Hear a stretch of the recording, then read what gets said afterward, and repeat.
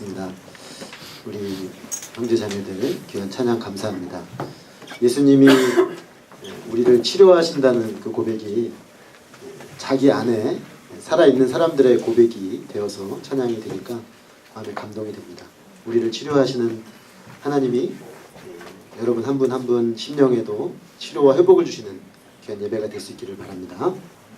오늘은 누가복음 8번째 말씀이겠습니다. 오늘 말씀의 제목은 우리 일정표 속에 들어있어야 할 것이라는 제목으로 말씀드리겠습니다. 잠깐 기도하겠습니다. 사랑하는 하나님 아버지, 병들고 또 상처나고 패인 곳이 많이 아프지만 때로는 우리 힘으로 이 모든 아픈 것들을 어찌해보려고 애를 쓰느라고 그 아픈 곳이 더 깊이 패어 더 이상 해볼 수 없는 지경까지 섰을 때 이런 우리를 내버려두지 아니하시고 가까이 오시고 그 아프고 병들고 상한 곳에 손을 대시고 치료하시는 우리 주님이 계셔서 참으로 감사합니다. 지금 이 시간에도 우리 안에 중심의 아픈 것들 주님께 들고 나와 예배하며 하나님 한 분으로 인하여 치료받으며 회복되는 귀한 은혜를 주셔서 참으로 감사합니다.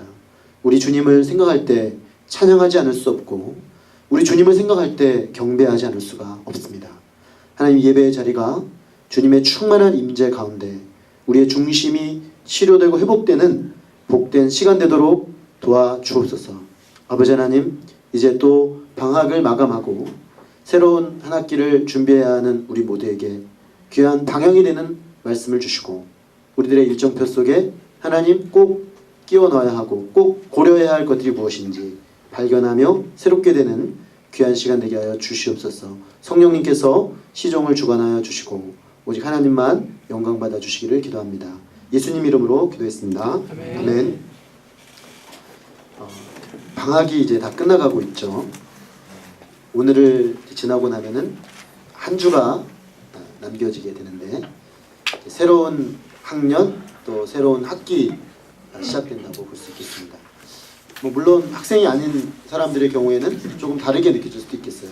그러나 그런 것 같아요. 학생의 시절을 지났다고 해도 3월이 되면 이제 뭔가 본격적으로 새로운 일들이 시작되구나 이런 생각을 하게 됩니다. 이 시간은 우리에게 거의 매일 또는 일주일 단위로 우리의 점검해가는 우리들의 삶의 일정표들을 새롭게 한번 점검해보는 좋은 시간이라고 생각이 돼요.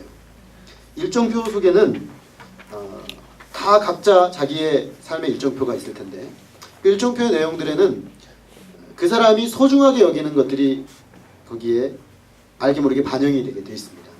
왜냐하면 그 사람이 사용하는 시간들 속에 내가 소중히 여기는 게 뭐가 있는지 그 시간들이 배분이 될 것이고 또 내가 우선순위를 두고 있는 게 뭔가 하는 것이 또 일정표에 반영이 될 것입니다. 또 일정표를 이렇게 쭉 보게 되면은 이 사람 마음이 어디가 있구나, 이 사람의 주중에 주로 생각을 어디다가 마음을 쓰고 생각하고 있구나 하는 것을 알 수가 있습니다. 그리고 뭐 하면서 보내는구나 하는 것이 일정표 속에 잘 드러나게 되죠. 그런 점에서 우리가 나의 일정표를 그저 매번 습관적으로 돌아가는 그 형태가 아니라 한번 좀 객관적인 입장에서 바깥에서 이렇게 한번 내 일정표를 이렇게 점검해보는 시간을 갖는 것도 의미가 있다라는 생각이 듭니다. 의미 없이 그저 나도 모르게 지나갈 수 있는 문제도 있어요. 예를 들면 삶의 우선순위를 내가 어디다 놓고 살고 있는가, 사실 그렇게 많이 생각 안 할 수 있습니다. 그러나 여기 앉아있는 그 누구도 삶의 우선순위가 없이 살진 않습니다. 그거를 객관적으로 보려면 일정표를 보면 알 수 있어요. 내가 어디다가 삶의 우선순위를 놓고 있구나. 왜냐면 그거는 반드시 하거든요. 그것은 반드시 이루어질 수 있는 시간대와 어떤 마음의 안배를 하고 살기 때문에 그렇습니다. 또 내가 뭘 가치 있게 생각하는가, 이걸 한번 생각해 볼 수가 있습니다. 오늘 우리는 예수님의 초기 사역, 그 중에서도 매우 치열했던 하루의 한 일정을 살펴보려고 합니다. 예수님 일정을 살펴보면서 우리의 삶의 일정표 속에는 무엇이 꼭 들어 있어야만 하는가 한번 더 생각해 보고자 합니다. 우리의 삶의 일정표 속에 꼭 들어 있어야 될 첫 번째는 이웃을 긍휼히 여기는 마음입니다. 예수님께서 가버나움의 회당에서 권위 있게 가르치시고 귀신을 내어 쫓는 사역을 행하시자 그 소문이 근처 사방으로 막 퍼져나갔습니다. 나사렛에서는 고향이었는데 사역을 하다가 반대를 받고 쫓겨나셨죠. 그런데 가버나움에서는 굉장히 적극적인 환영을 받았습니다. 왜냐하면 그분의 가르침에 사람들이 굉장히 적극적으로 반응을 했고 또 그분이 그 가르치는 현장에서 귀신들이 쫓겨나가는 능력의 역사가 나타났기 때문이었죠. 자, 이제 회당이라는 공적인 장소에서 사역을 한 이후에 시몬, 나중에 베드로라는 이름으로 바뀌죠. 시몬의 집에 예수님이 가시게 되었습니다. 공적인 회당 공간이라는 곳에서 사역을 했고 이제 사적 공간으로 사역의 장소가 옮겨지게 됩니다. 그곳에 들어가셨을 때 시몬의 장모가 중한 열병을 앓고 있었습니다. 오늘날 열병은 그렇게 심각한 병으로 여기지 않습니다. 왜냐하면 의료기술이 발달했기 때문에 그렇습니다. 오늘날 그 예수님의 치유 사역의 대부분은 병원이 떠맡고 있는 것입니다. 그런 점에서 보면 그때 당시 열병은 그렇게 얼마 안 되는 심각하지 않은 그런 병이 아니라 좀 심각한 병이에요. 이 고열이 나면 사람이 어떻게 해볼 수가 없잖아요. 원인을 빨리 발견해가지고 대처를 하면 좋은데 이 열이 떨어지지 않으면 참 힘듭니다. 요즘 의학이 많이 발달됐다고 해도 제가 한때 우리 셋째 막내가 고열이 40도 가까이 계속 나는데 한 달 동안 원인을 밝히지 못한 적이 있어요. 병원에 입원했는데도 원인을 못 밝히는 거예요. 얼마나 힘들었던지. 아이도 힘들어하고 우리 가족들도 힘들고 의사들도 난감해하고. 그러니까 열병이라는 게 별거 아닌 것 같지만 요즘같이 이렇게 의학이 발달한 요즘 시대에도 견디기 힘든, 다루기 힘든 문제인데 당시는 얼마나 심각했겠습니까? 이 앓고 있는 시몬의 장모의 이 열병 문제를 그 주변 사람들이 예수님께 가지고 갔습니다. 아마도 귀신이 쫓겨나가는 구체적인 능력의 역사가 나타나는 것을 보았기 때문에 예수님이 뭔가 가시적이고 실제적인 역사를 이루실지 않을까라는 기대감 가운데 예수님께 요청한 것 같습니다. 예수님은 이 간구를 들으시고 시몬의 장모에게 가까이 가서 열병을 꾸짖으셨습니다. 오늘 누가복음 4장에는 이 특이한 단어, 꾸짖는다는 단어가 여러 번 나와요. 귀신도 꾸짖고 이상한 건 병도 꾸짖어요. 병도 꾸짖고. 근데 그 병이 꾸짖자 나갔습니다. 오늘날 우리의 관점, 18세기 이후에 계몽주의 사상의 영향을 깊이 받은 우리들, 그래서 초자연적 세계에 대해서 거의 열려있지 않은 우리들의 입장에서 봤을 때는 조금 이상하게 보일 수 있습니다. 그러나 예수님은 이 초자연적인 존재이시지만 자연 속으로 들어오셔서 초자연의 능력을 이 땅에 나타내시는 분이셨습니다. 그래서 이 땅에 사실은 비정상, 하나님이 인간을 만들었을 때 정상적인 상태라고 볼 수 없는 질병에 대해서 기뻐하지 아니하시고 꾸짖으신 것입니다.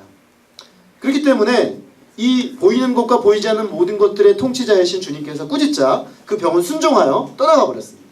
그래서 곧 이 여자가 나아서 거기 있는 사람들을 섬겼다. 이렇게 오늘 이야기는 끝나고 있습니다. 자, 이 소식이 삽시간에 동네에 퍼졌습니다. 그렇지 않겠어요? 고열에 시달리던 시몬의 장모가 갑자기 나왔다는데 궁금하지 않겠습니까? 그래서 사람들이 몰려들기 시작했습니다. 해가 질 무렵이 되자 온갖 동네의 병자란 병자들, 가버나움 지역의 병자란 병자들은 평소에 있었던 문제들은 다 들고 나오는 거예요. 이날이 안식일임에도 예수님은 오전부터 말씀을 전하시고 귀신을 쫓아내시고 또 시몬의 장모의 병을 고치시느라고 상당히 피곤하셨을 것입니다. 그러나 예수님은 이 피곤한 상황 중에 이 해질 무렵에 이제 쉬어야 될 그 시점에 또 다른 사역을 해야 되는 그 상황 속에서도 그들을 돌려보내지 않으셨습니다. 특별히 오늘 말씀해 보면 일일이 한 사람 한 사람이라는 뜻이죠. 한 사람 한 사람 손을 얹고 치유해 주셨습니다. 이렇게 생각할 수 있어요. 그 능력이 있으신 분이 뭘 그렇게 일일이 하시나. 다 일렬로 서십시오. 그런 다음에 나을지어다 한마디 해버리시면 될걸. 그잖아요. 근데 그렇게 안 하시고 일일이 한 명씩 어디가 아픈지 무엇이 고통인지 다 보시는 거예요. 보시면서 하나씩 하나씩 그 사람 문제 하나하나 인격적으로 치유해 주셨다는 것입니다. 그렇게 질병을 치유하는 사역을 감당하자 여러 사람들, 다는 아니었고 그들 중에 일부에서 귀신이 나가며 소리를 질렀습니다. 아마 그 중에 일부는 그들의 병과 귀신 들림이 연관이 있었던 것 같습니다. 그런데 희한한 건 이 귀신들이 나가면서 이런 말을 해요. 당신은 하나님의 아들입니다. 귀신들은 영적인 존재이기 때문에 예수님의 실체를 알아보는 거죠. 요셉의 아들 예수 이렇게 보지 않고 하나님의 아들 그리스도 메시아 정확하게 알아보고 있는 것입니다. 그런데 예수님은 이 귀신들을 또 꾸짖고 뭐라고 말씀하시냐면 스탑, 그만 말해라 이렇게 말씀하십니다. 너희들이 나에 대해 알고 뭔가 얘기하는 것 같은데 너희들에게는 말할 자격이 없다 라는 것입니다. 왜입니까? 그들이 설사 예수 그리스도를 하나님의 아들로 알아본다고 해도 그들은 그 예수 그리스도 앞에 절하며 그를 경배하며 그를 높일 생각이 전혀 없어요. 오히려 대적하고 반대하고 회방을 놓으려고 하는 것이죠. 예수님은 그들을 통제하시고 그들의 입술로 자신을 증거할 마음이 전혀 없으신 것입니다. 예수님은 귀신들의 입을 빌려서까지 자기 자신을 증거해야 할 정도로 무력한 분이 아니시기 때문입니다. 예수님의 사역은 그날 늦게까지 이어졌던 것 같아요. 오늘 본문을 보면은 그 헬라 원어를 놓고 이렇게 보면은 어떤 암시가 되어 있냐면 그날 늦게까지 계속 왔다는 거예요. 참 사실은 오늘 우리가 그냥 이게 밋밋하게 읽어내면 그냥 읽지만 그 현장을 우리가 상상하면서 그 현장에 들어가서 보면 사실 참 힘든 사역이에요. 왜냐하면 다 병든 사람들이죠. 게다가 밤인데 귀신이 나가요. 귀신이 막 쫓겨나가요. 그러니까 이게 얼마나 사실 예민한 이 사역입니까? 그러니까 굉장히 신경 쓰이는 사역들이죠. 그거를 밤 늦게까지 감당을 하셨던 것입니다. 우리는 오늘 이 예수님의 저녁 일정을 보면서 중요한 특징 한 가지를 발견하게 됩니다. 이 일정이 예수님이 계획한 일정이 아니라는 것이죠. 그날 아침을 시작할 때 우리 스케줄링 하잖아요. 자, 몇 시부터 몇 시까지 뭘 하고 몇 시부터 몇 시까지는 예배 드리고 저녁에 시몬네 집에서 오라고 했으니까 시몬네 집에서 저녁 먹고 쉬어야지. 아마 뭐 이 정도 일정표였을 것입니다. 그런데 예정치 않았던 일정이 왜 생겼습니까? 사람들의 필요 때문이었습니다. 시몬의 장모가 알았고 그녀가 나옴으로써 더 많은 병자들이 나왔고 사람들의 필요가 계속해서 밀려오니까 예수님이 불가피하게 자신의 일정표 속에 그 사람들의 필요를 자기 일정표 속으로 끼워 넣은 것이죠. 여러분 한번 예수님의 입장이 되어볼까요?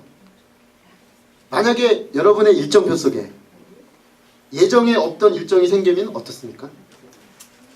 이제 다 씻고 자려고 하는데 손님이 들어닥쳐요. 10시에, 9시에, 8시에 샤워하고 있는데 손님이 탁 들어닥쳐가지고 뭔가 지금 필요를 얘기해요. 근데 그 필요가 보통 필요가 아니에요. 자기가 정말 끌어안고 지금 나았으면 싶은 너무나 고통스러운 자기 상처를 드러내요. 아픔을 드러내요. 막 귀신이 쫓겨나가는 이런 일들이 벌어진다고 생각을 해보십시오. 얼마나 피곤하고 짜증나겠습니까? 자신의 일정과 계획이 꽉 짜여진 채로 빡빡하게 이어지면 더더욱 그렇죠. 난 지금 이렇게 가야 되는데 갑자기 밖에서 필요가 들어왔고 내가 그 필요를 채워주려니까 얼마나 피곤하겠어요.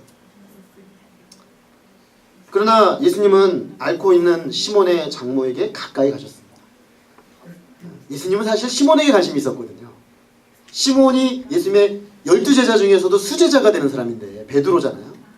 사실 베드로를 제자로 얻는 데 관심이 있었기 때문에 그의 집에 간 건데 뜬금없이 그의 장모가 아파가지고 그 문제를 얘기한 거죠. 어찌 보면 예수님의 1차적 관심이 아닐 수 있습니다. 제자를 부른다는 관점에서 봤을 때는. 그러나 예수님은 시몬의 장모가 앓고 있는 그 문제를 그냥 넘어가지 않으셨습니다.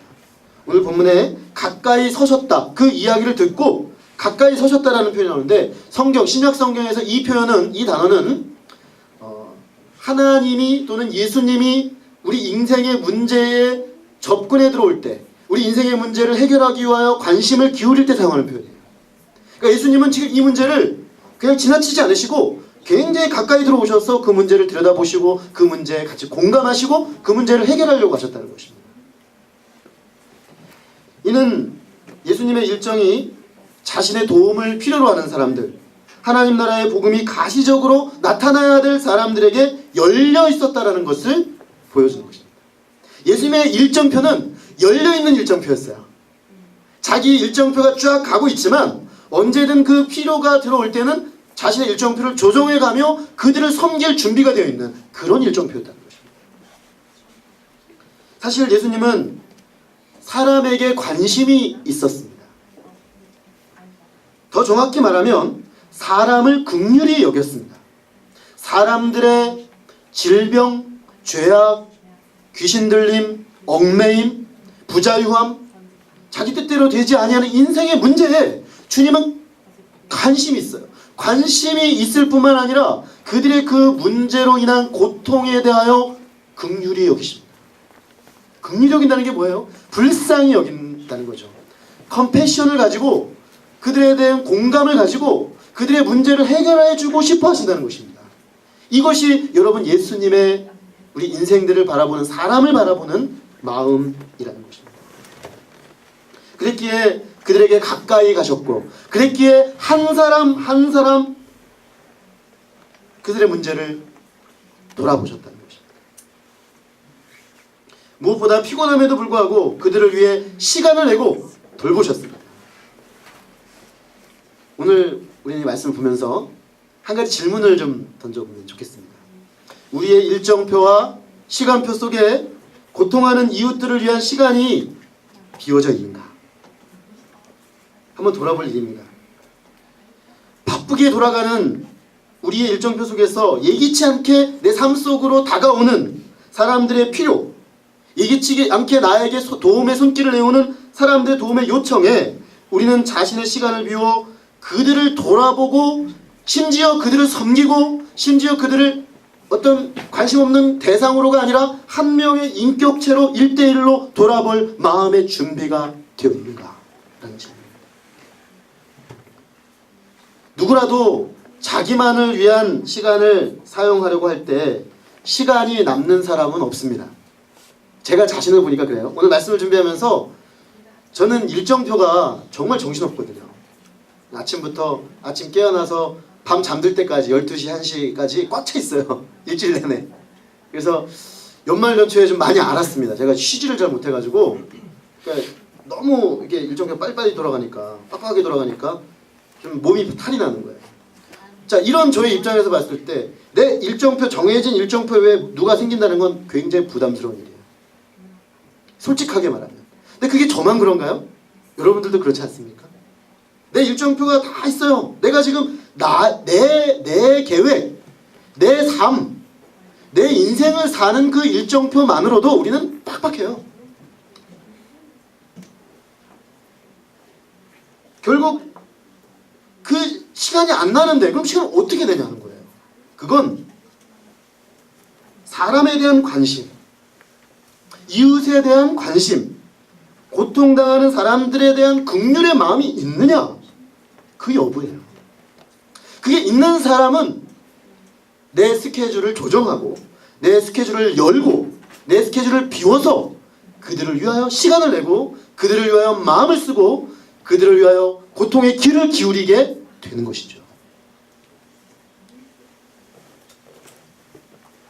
결국 마음이 있는가, 긍휼의 마음이 있는가, 그 아프고 고통한 영혼들을 내가 돌아볼 마음이 있는가, 그 문제라는 것입니다.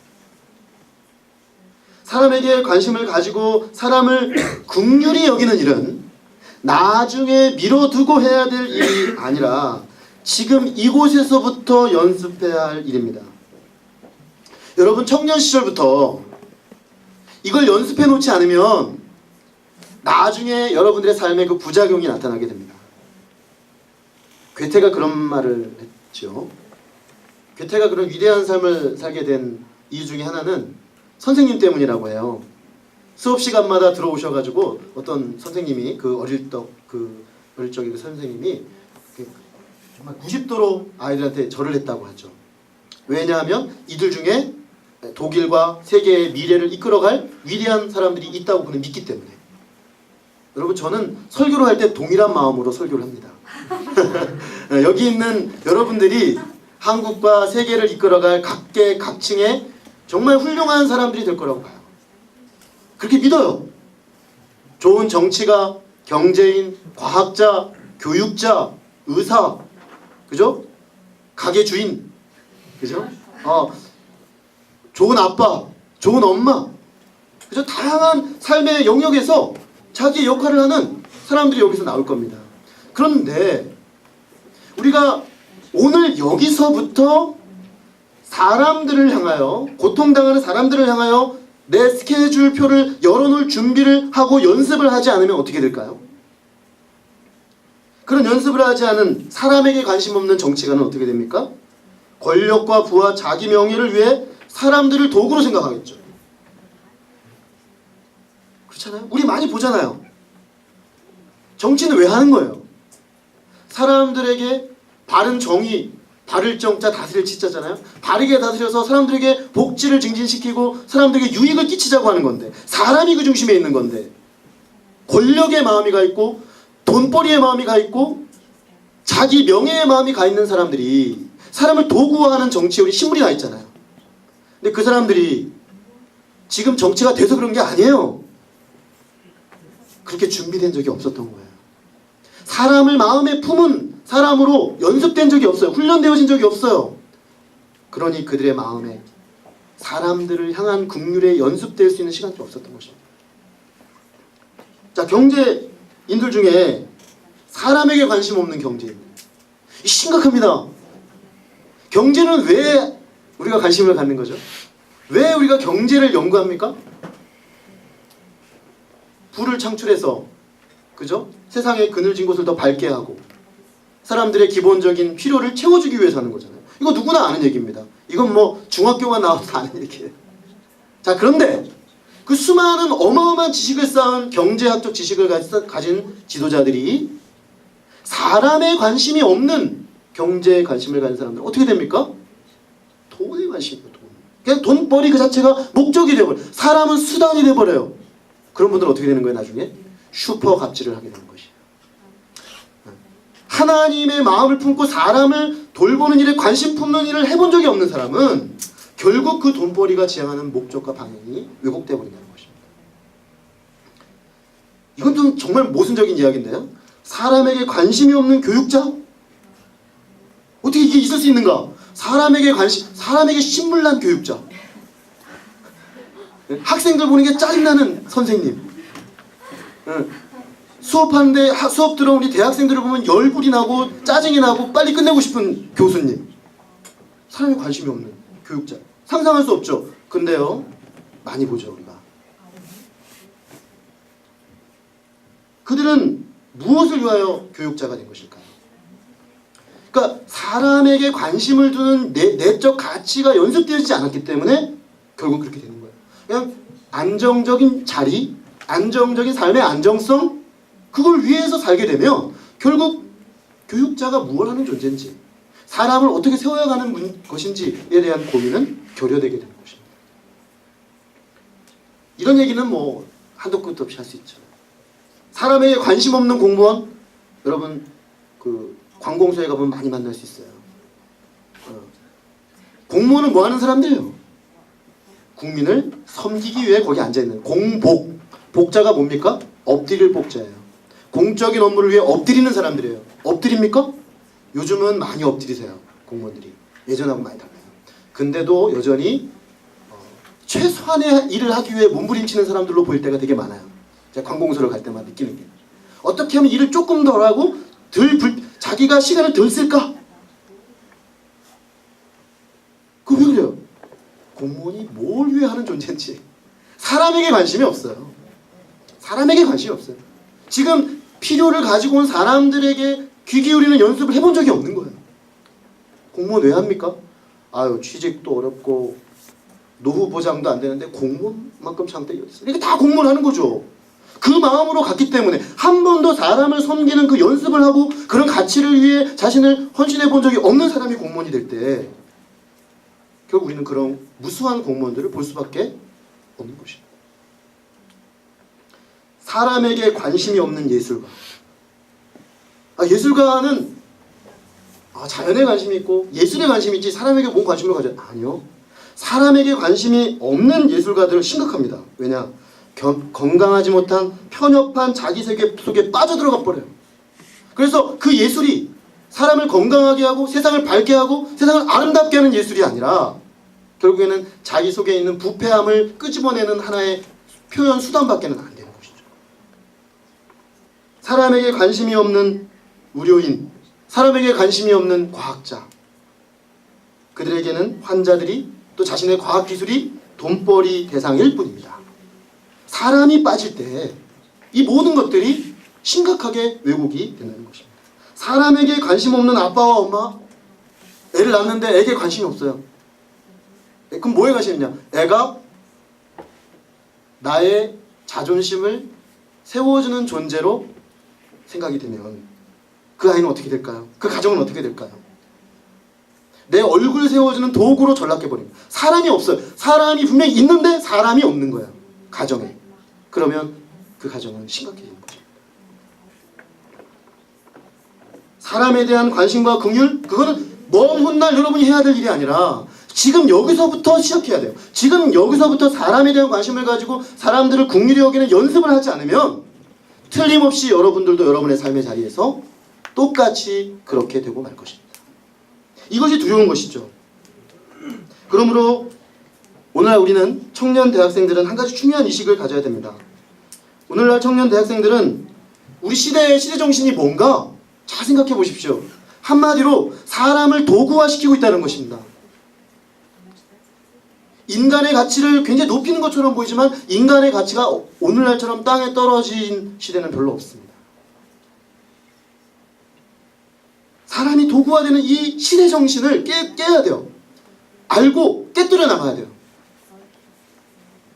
그러므로 의식적으로 그 깨뜨리는 연습이 뭐냐? 매일매일 우리의 일정표 속에 사람들을 섬기는 시간을 넣을 필요가 있습니다. 여러분 의식적으로 하셔야 합니다. 의식적으로 여러분의 일정표를 깨뜨릴 준비를 해놓으세요. 열어놓으세요. 무엇을 위하여? 사람을 섬기기 위하여.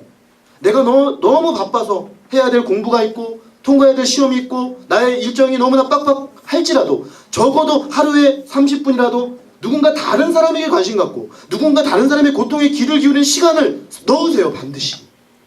그렇지 않은 사람과 그런 사람은 완전히 현저한 차이가 삶에 생겨버리기 때문이죠. 마음에 고통하는 사람들에 대한 긍휼을 품고 때로 우리의 일정표가 망가지더라도 고통하는 사람들에게 내주는 연습을 해야 합니다. 어떤 분은 일정표가 인생의 목적인 분이 있어요. 내 일정표를 지키는 것이 인생의 목적인 것처럼 사는. 이건 나 일정표가 이렇게 돼 있는데 이건 누구를 위해서 깨워줄 수 없는. 이건 뭐예요? 일정표 신을 섬기는 일정표 교회예요. 일정표 우상을 섬기는 일정표 교회. 여러분 우리는 일정표를 섬기는 사람들이 아니에요. 우리의 일정을 우리가 원하는 대로 우리가 생각하는 계획대로 살아가는 게 우리 인생의 목적이 아니에요. 그걸 위해 우리는 태어난 것이 아니에요. 특별히 우리는 그 연습을 해야 좀 다르게 살지 않을까 싶어요. 우리 청년대학부 공동체는 여러분 아는 분도 있고 모르는 분도 있지만 목자를 양성하는 공동체입니다. 우린 그걸 지향해요. 목자 공동체가 되길 바랍니다. 목자가 뭐 하는 사람입니까? 목자는 양 돌보는 사람입니다. 양이 어딨나 이게 이런 생각을 할 수 있죠. 성경은 인간을 양과 같다라고 말해요. 양과 같다. 양과 같은 인생들을 돌보는 사람이 목자예요. 그러니까 사람에게 관심 없는 목자, 이거는 수식의 실패죠. 어떻게 사람에게 관심 없는 목자가 있을 수 있어요? 목자는 필연적으로 사람에게 관심이 있어요. 사람을 돌보고 사람을 섬기고 사람의 고통에 귀를 기우는 일에 최우선순위를 놓는 사람이 목자예요. 그런 점에서 우리가 정말 목자 공동체가 되려고 한다면 주님께서 지금 이곳에서부터 우리가 그 연습을 해야겠습니다. 주님께서 지금 이곳에서부터 우리에게 당신의 마음을 주셔서 사람에게 관심을 가지고 긍휼히 여겨 섬기는 우리 되게 하시기를 기도합니다. 우리의 일정표를 하나님이 요구하실 때 사람들의 필요가 있을 때 열어내 보일 수 있는 약간의 여유, 조그만 여유라도 가질 수 있는 여러분들이 되어서 여러분 이 시대의 비범한 삶은 저는 거기서부터 시작된다는 겁니다. 내 일정표를 열어보일 수 있는 너무나 작지만 그러나 비범한 그 삶이 오늘 이 자리에서부터 시작될 수 있기를 기도합니다. 아멘. 둘째로 우리가 오늘 예수님의 일정표에서 배울 수 있는 두 번째는 하나님의 뜻 안에서 물러서는 시간이 있었다는 것이죠. 42절을 다시 한번 보겠습니다. 42절을 보면은 예수님이 그렇게 사역으로 가득 찬 하루가 지나고 새로운 날이 밝았다라고 되어 있습니다. 예수님은 이제 새로운 하루를 시작하시면서 지난밤 사역으로 가득 찼던 그곳을 나와 한적한 곳으로 가셨다라고 되어 있습니다. 마가복음에 의하면 마가복음에 누가복음에 없는 구절이 있는데 새벽에 나갔다라는 표현이 있어요. 새벽에. 그러니까 누가복음은 그걸 생략했는데요. 마가복음은 예수님이 새벽 일찍 일어난 거예요. 그러니까 전날 늦게까지 사역하고 나는 오늘은 이제 늦잠 자도 돼 이렇게 생각한 게 아니라 그날도 새벽 일찍 일어났다는 거예요. 그리고 누가복음은 마가복음에 없는 구절이 나오는데 한적한 곳으로 갔다. 헬라어로 보면 광야입니다.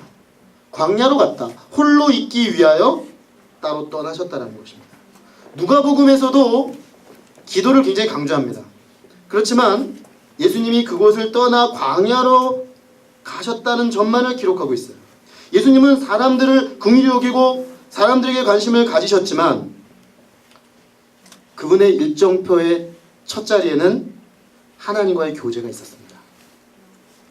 하나님과 만나는 특별한 장소, 한적한 곳. 하나님과 만나는 특별한 시간, 새벽 오히려 미명에. 마가복음과 누가복음을 통합하면 그렇습니다. 그분은 특별한 장소, 특별한 시간을 구별해 놓고 거기서 하나님을 만났습니다.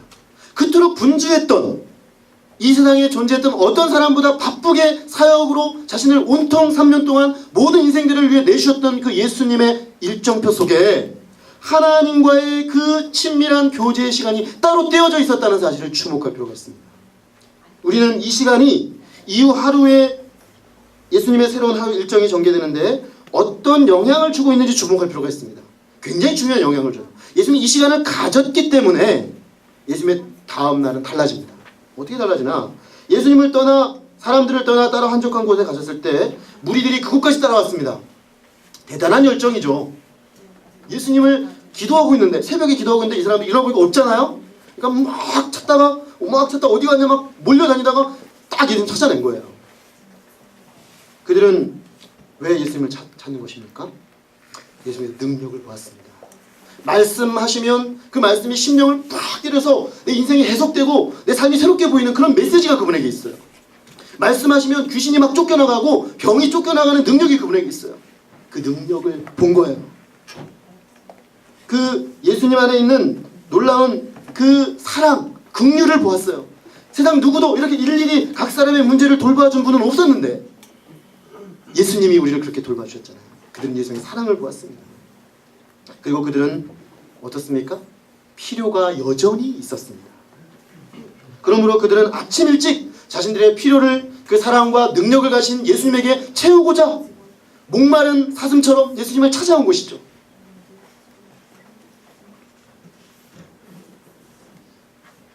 이제 가버나움의 사역은 대박이 난 겁니다. 이제 사람들 끌어모으는 거는 이제 유도 아니죠. 아침부터 사람들이 몰려오니까요. 이제 여기에 큰 건물 하나만 지으면 가버나움에는 바로 대형교회 만들어지는 거예요.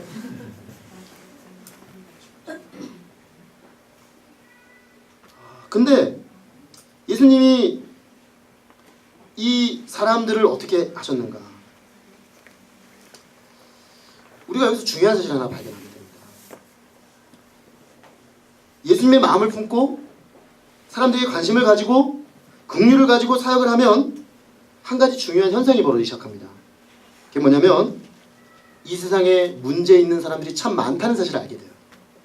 우리가 자기 일정표 가지고 자기 일정표만 지키는 삶을 살아보십시오. 안 보입니다. 어떻게 보이냐? 온 세상에 내 문제가 제일 커 보여요. 마치 뭐가 같냐면 여러분 눈앞에다가 동전을 하나 놔보십시오. 100원짜리 동전을 눈앞에 아주 가까이 놔보십시오. 그러면 우주의 문제가 보입니까? 안 보입니다. 바로 내 앞에밖에 안 보입니다. 이 동전이 제일 커 보입니다. 세상에. 왜? 이거밖에 지금 내 눈앞에 없으니까. 마치 그러한 현상이 벌어져요. 내 인생 문제만 가지고 살려고 해보세요. 이게 온 세상에 제일 무거워요. 세상에 나처럼 불행한 사람은 없어요. 세상에 나처럼 힘들게 사는 사람은 없어요. 세상에 나처럼 고통받는 사람은 없어요. 그런데요, 한번 여러분 일정표를 조금 쪼개서 하루에 30분, 하루에 1시간이라도 다른 사람들의 이야기에 귀를 기울이기 시작해 보십시오. 세상에 이렇게 고통받는 사람들이 많았던가, 세상에 이렇게 힘들게 사는 사람들이 많았던가, 세상에 이렇게 어렵게 사는 사람들이 많았던가 보이기 시작합니다. 그리고 사람들의 문제를 다루는 일은 결코 끝나지 않겠구나. 여러분, 예수님이 다시 오시는 재림의 때까지 목회자의 할 일은 결코 끝나지 않습니다. 목자는, 사람들을 돌보는 일을 하는 사람은 결코 끝나지 않은 일에 직면하게 되는 거예요. 왜? 사람들의 필요는 끝이 없습니다. 이 땅에 고통하는 사람들의 문제는 끝이 없습니다. 지금은 돌아가신 저희 장모님이 저한테 그런 얘기를 하셨어요. 교회를 안 다니시다가 이제 50이 넘어가시면서 교회를 다니기 시작하셨는데, 약 이제 10년 정도 뜨겁게 주님을 섬기다 가셨는데, 이제 교회 생활을 어느 정도 익숙해지시고 목회가 좀 보이시고 난 다음에는 저한테 그런 얘기를 하시는 거예요. 유서방, 네, 목회는 끝이 없는 일이야. 알아서 쉬면서 해. 그러시더라고요. 그거 보니까 끝이 없더만. 월요일부터 다음 또 주일 또 그 다음 때까지 일이 끝이 없는 일이야. 내 목사님 보니까 끝이 없더라. 그러니까 알아서 쉬어야 돼. 안 그러면 죽어. 그러시더라고요. 견뎌낼 수가 없어, 사람이. 우리가 다른 사람의 문제에 관심 갖기 시작해 보십시오. 정말 끝이 안 나는 일입니다. 그리고 사람들의 문제를 우리가 다뤄가려고 할 때 끝이 없다는 사실 외에도 한 가지 더 한다면, 그 문제 해결을 경험한 사람들은 어떻게 됩니까? 한번 예수님께 문제 약간이라도 해결을 경험한 사람들은요, 예수님을 자신들의 문제 해결 안에 가두려 하는 경향이 있습니다. 다시 말하면